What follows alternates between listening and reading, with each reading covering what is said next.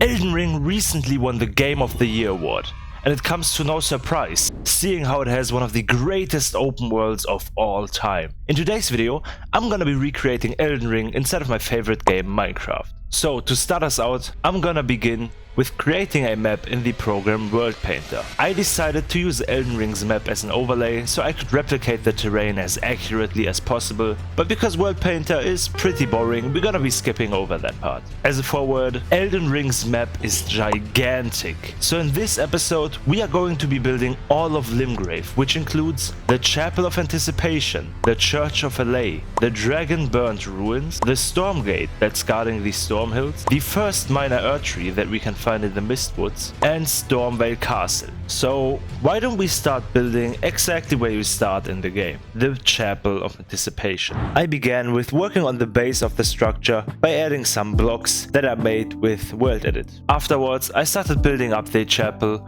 which I then pasted onto the building blocks we already had and extended it more so to the back. I then decided to add details to the surrounding area like fences, barrels or plants. But because I wasn't happy with how the chapel looked, I decided to redesign the roofs of the towers. After that, it was back to building some of the fences, finishing some of the details, and finishing coloring the terrain and the build. With the main build finished, it is time to move on to the other side of the terrain. We're gonna be starting this off by building this relatively small statue, and I gotta say it's really challenging building those statues on such a small scale.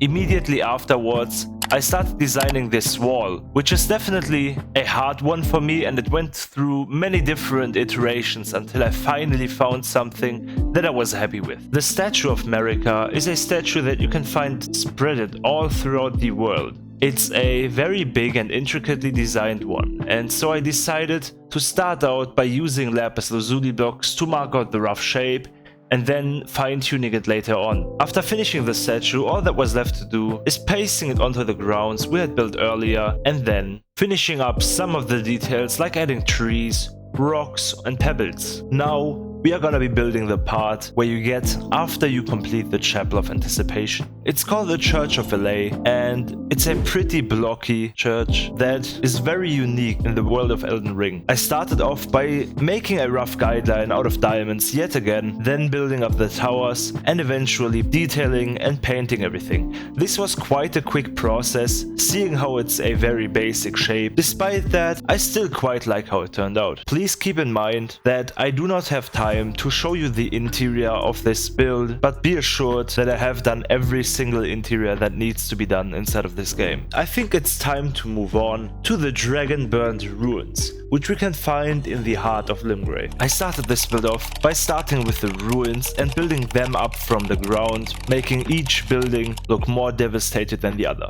After I got the rough shapes of everything down, I started coloring by using some mossy stone variants. Moving on to the dragon, I started by making a rough guideline where the spine would be and then shaping out where the belly and chest would be. I connected that all to the head, which I made into a sphere for now, but that will later be replaced by an actual skull. I also added points where the wings and legs would connect to the spine. All that was left to do now was coloring and the build would be done. But at this point, I wasn't very happy with how the build has turned out, and so I came back the next day and reshaped the skull. I want to use this opportunity to tell you guys that it's totally okay to not like something that you've built in the past and that you want to change it. But one of the most important assets to have is to not fear failure when building such things. Start building the first minor Erdtree we're gonna see on this journey. It's located in the Mistwoods, which is the most eastern part of Limgrave.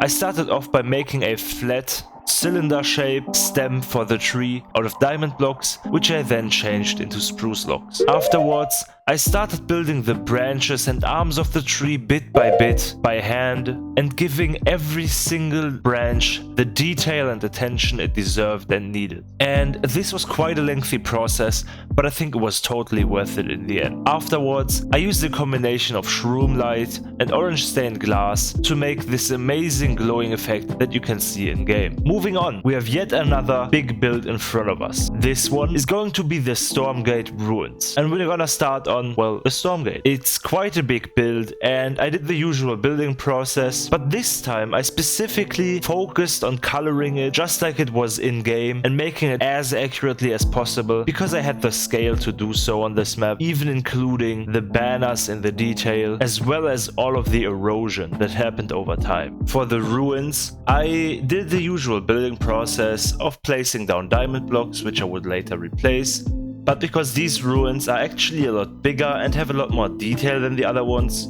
it was quite a refreshing thing to do. I also placed a whole bunch of these camps around that are made out of spruce fences and red sandstone, as well as pasting down a whole bunch of trees, bushes and rocks. Now it's time to move on to the last build that we're gonna be doing in this video, which is the Stormvale Castle. As you can see, we started off using red wool, blue wool and yellow wool to mark out the shapes and the layout of this castle, since it's quite an intricate one. After that, we jumped into building the front gate, which we made out of different types of stone. Then we started designing this tower, which was the first of many that I had to build. I then pasted them along and built a couple of walls in between. I built a couple of flags and then started coloring this entire thing to make it seem more run down. It was time to start with the big front gate, which was relatively easy to make since it's just 2 towers and a gate. Afterwards, I copied the walls that I had already built and built a completely new tower,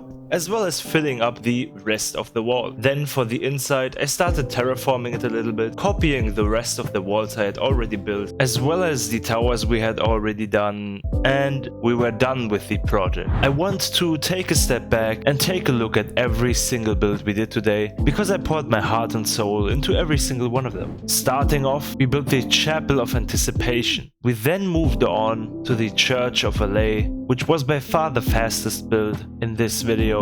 After that, we did the Dragonburnt Ruin, which I think turned out to be very atmospheric. Then we built our first minor Erdtree, and oh boy was this one a hassle. We then built the Stormgate, on which I exceptionally like the flags. Last but not least, we built the Stormvale Castle, and oh man, it's a beauty. And since I know I'm uploading this video at the end of the year, I want to wish all of you happy holidays and a happy new year. Goodbye!